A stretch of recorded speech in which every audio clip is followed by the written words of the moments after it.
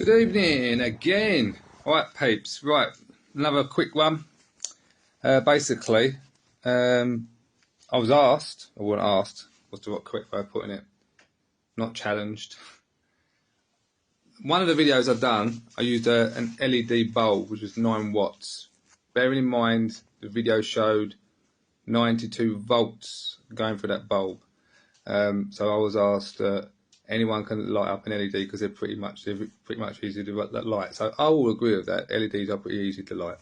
So what I'm going to do tonight is attempt another light bulb accessory. So before we get into all this, the idea of this motor is not to run capacitors of it on the back end.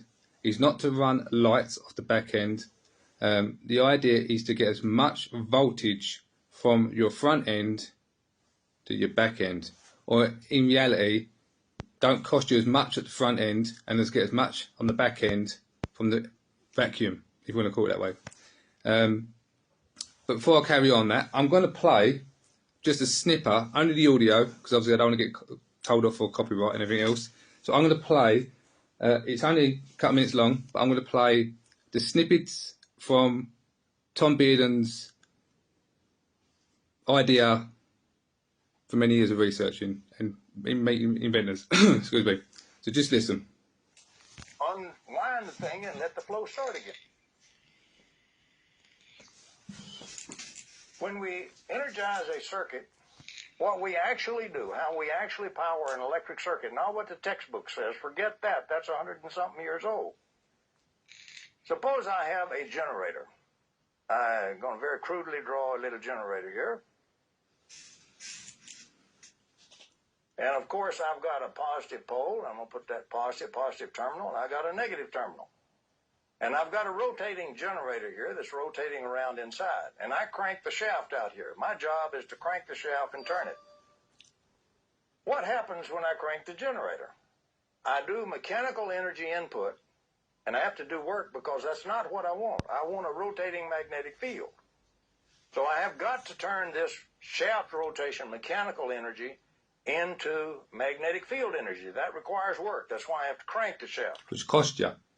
Once I get the magnetic field energy inside the generator, here are the lines going out from the generator to the whole power grid and feeding jillions of loads for 100 miles. Where does the magnetic energy go? It doesn't leave the generator. Doesn't go out on the lines. Doesn't go power any loads. What it does inside the generator, it pushes the positive charges, and suppose this is the positive terminal, this is the negative.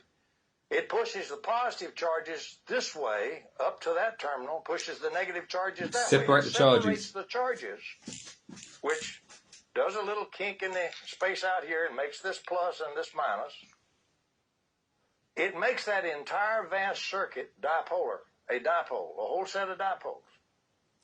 And every place, once we have this dipolarity, all along here we're extracting energy out of the vacuum and it's pouring right on down the circuit. But the energy is not coming from what we crank the shaft of the generator from at all. No, it's not. Once we make the dipole, the energy is coming out of the vacuum to the dipole. Here's a dipole, here's a dipole, here's a dipole, everywhere dipoles. So we're having energy born in the circuit everywhere in this dipolarities from the vacuum. The biggest dipole is right here in the generator. Okay? We go out here and now we call this progression of dipolarity, we call that potentializing the circuit. Making a potential between these two lines, a difference in potential. As we potentialize this circuit, we create little force fields which push the electrons forward as current, push it through the load, and we dissipate some energy in the load, power the load. We lose some in the losses and so forth. So at the beginning you lose some losses. But all of that is free except we have now wired the generator in to the external circuit. Any current that moves this way has to move this way. So what we have is from this pole, this positive pole, around through the circuit to this point on the grounded side here, let's say this is the grounded side, the voltage is exactly the same as the negative of the voltage going up the other way, against the EMF.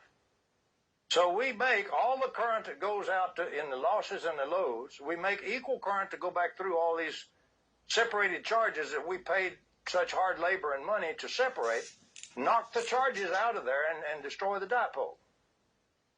The moment we destroy the dipole, we lose the flow of energy from the vacuum because now there's no broken symmetry.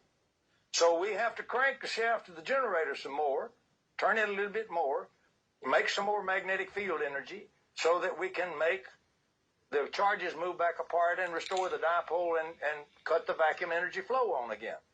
Whereupon the silly circuit, this closed current loop circuit, uses half of everything it catches of free energy to destroy the dipolarity. So we pay the power company to engage in a giant wrestling match inside its own generator and lose by continuing to destroy its dipolarity and the source of vacuum energy faster than we allow it to power the load. It's the stupidest circuit that anybody could ever originate in powering systems.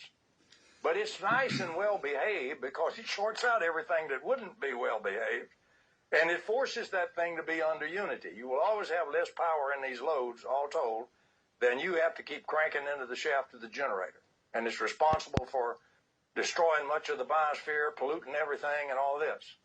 We don't have to do it that way at all. If we make the dipole and stop and leave it alone, do not let any current flow in this circuit here while we're collecting the potential. Just let them potentialize. Once we have the potential difference, switch away this generator, get rid of it, disconnect it. Connect a diode, for example, that would only allow a flow in one direction. And now the energy, the excess energy, can discharge by only making the energy flow until it dies. And that energy now can be used to power the load for free except for switching costs. You pay a little to switch, you get a lot of power in your load. You're now off of the leaky diode, the leaky pipe method of powering things, which the closed current loop circuit forces on you. And you're down to the triode method. Pay a little bit for the grid signal and use a lot of energy in the load. You're now in the COP greater than 1 systems.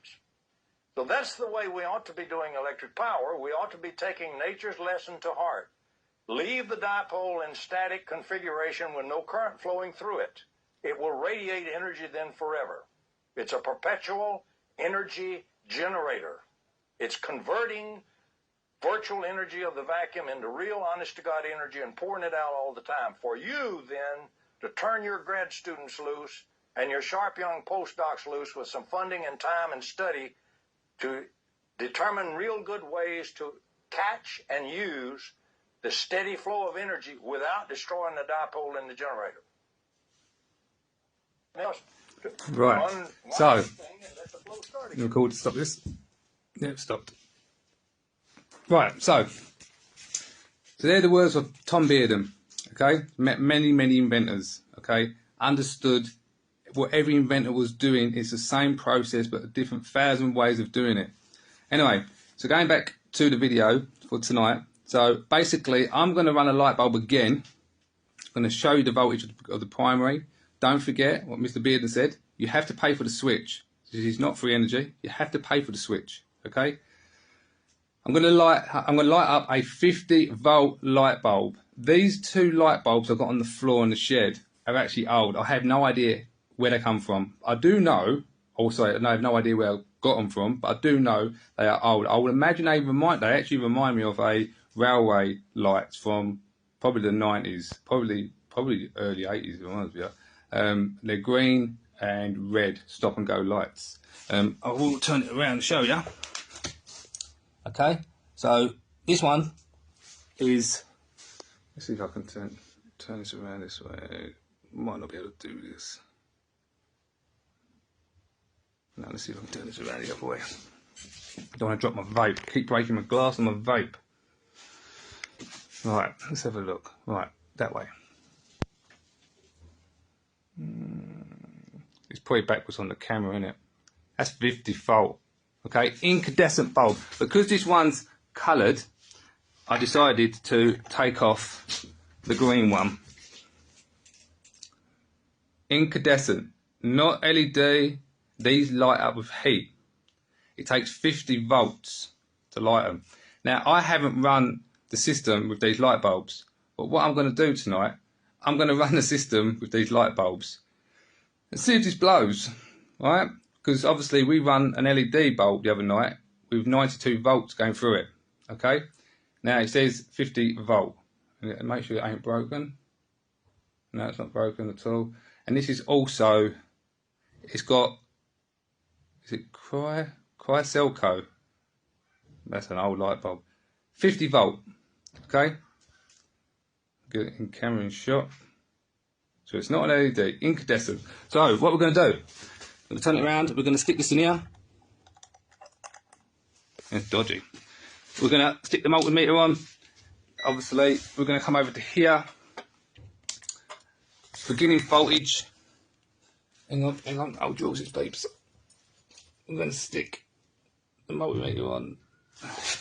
So we're starting with 25.46. That will drop down to 24.